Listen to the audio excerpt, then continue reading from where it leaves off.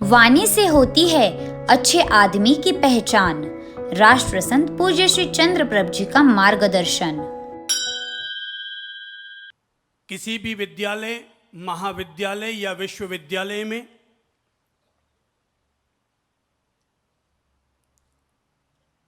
मानव समाज को गणित, भूगोल, खगोल और इतिहास के पाठ तो पढ़ने को मिलते हैं, लेकिन जीवन के वे महत्वपूर्ण पाठ पढ़ने को नहीं मिलते जो कि किसी भी इंसान के जीवन के निर्माण के लिए नींव और बुनियाद का काम करता है। हमारे सत्संग अपने आप में एक विश्वविद्यालय के वे पाठशालाएं हुआ करती हैं, विश्वविद्यालय के वे पाठ और लेसन हुआ करते हैं जिनसे कि गुजर कर इंसान के बेहतरीन जीवन के बेहतरीन पाठ पढ़ सके, जीवन का बेहतरीन निर्माण कर सके। अभी कुछ दिन पहले की बात है, कुछ युवक हमारे पास बैठे हुए थे, चर्चा कर रहे थे कि तभी एक युवक ने अपनी तरफ से जिज्ञासा रखी कि महाराज साहेब, हमारे मानवीय शरीर में सबसे ज्यादा अच्छा अंग कौन सा है?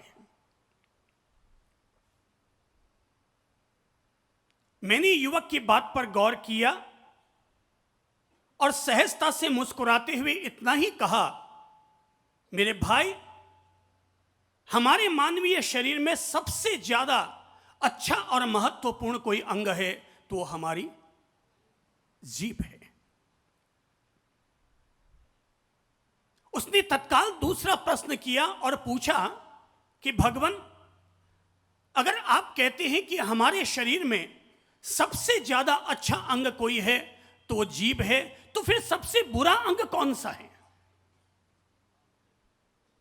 मैंने फिर उस महानुभाव को, उसकी जिज्ञासा को शांत करते हुए कहा कि भाई, हमारे शरीर में सबसे अगर बुरा कोई अंग है तो वो भी हमारी जीभ है। वो चौंका, उसने कहा अच्छा भी यही और बुरा भी यही? मैंने कहा हां, हमारे शरीर में सबसे अच्छा अंग भी यही है और सबसे बुरा अंग भी यही है, क्योंकि अगर हम जीभ का सही ढंग से अगर इस्तेमाल करें तो ये जीभ हमारे रिश्तों का निर्माण करेगी, करियर का निर्माण करेगी और समाज में हमारी इज्जत बनाएगी। पर अगर हमने अपनी जिह्वा का गलत इस्तेमाल किया तो न केवल ये हमारे रिश्तों में खटास घोलेगी बल्कि हमारे करियर को भी चौपट कर डालेगी और समाज में हमारी इज्जत को भी बेइज्जत में मिला देगी, हमारी इज्जत को मटिया मेट कर देगी। इंसान के जीवन में अगर सबसे ज्यादा महत्वपूर्ण अंग कहीं पर अगर ध्यान देने की बात है तो वो हमारी अपनी जिह्वा है। दुनिया में माना जाता है कि बंदर से इंसान का विकास हुआ, पर हकीकत यह है कि आज भी अगर बंदर की सबसे अच्छी नस्ल चिंपांजी, बंदर की सबसे अच्छी और सबसे समझदार अगर कोई नस्ल है तो वो कहलाती है चिंपांजी। चिंपांजी जैसा इंसान कर सकता है हूबहू उसकी सारी नकल कर लिया करता है, लेकिन आप ये जानकर ताज्जुब करेंगे कि चिंपांजी और मानव शरीर दोनों के शरीरों में केवल 2.5% जीवाश्म का अंतर है, लेकिन उस 2.5% ने इंसान को इंसान बना दिया और चिंपांजी को फिर भी वनमानुष और बानर बनाकर रख दिया। चिंपांजी और मनुष्य दोनों में केवल एक ही फर्क है और वो है सोचने, समझने और बोलने की शक्ति। चिंपांजी में बोलने की ताकत नहीं, सोचने और समझने की ताकत नहीं, लेकिन इस एक बोलने की ताकत ने मानव समाज का निर्माण कर दिया।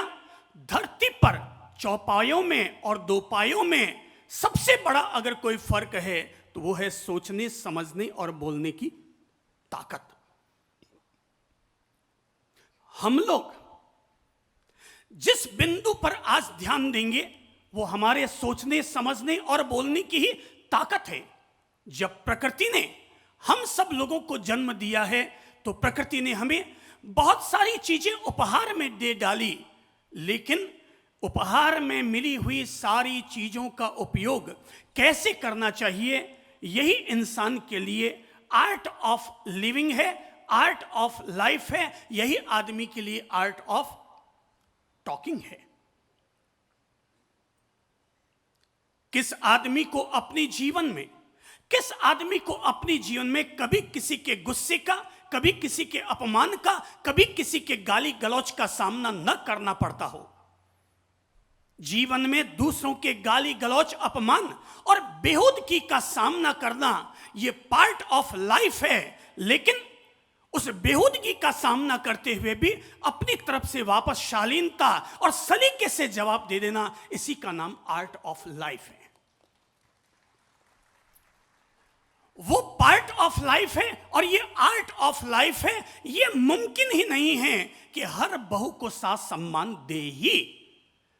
ये संभव नहीं है कि हर घर में बहू शालीनता वाली आए ही।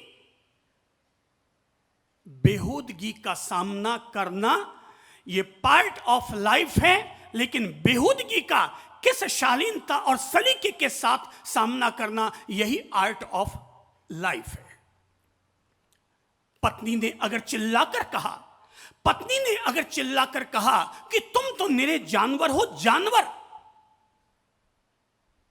जानवर शब्द सुनने पर, अब ये हम पर निर्भर करता है कि हम उस जानवर शब्द की प्रतिक्रिया कैसी करते हैं, अपनी तरफ से उसका एक्शन कैसे लेते हैं।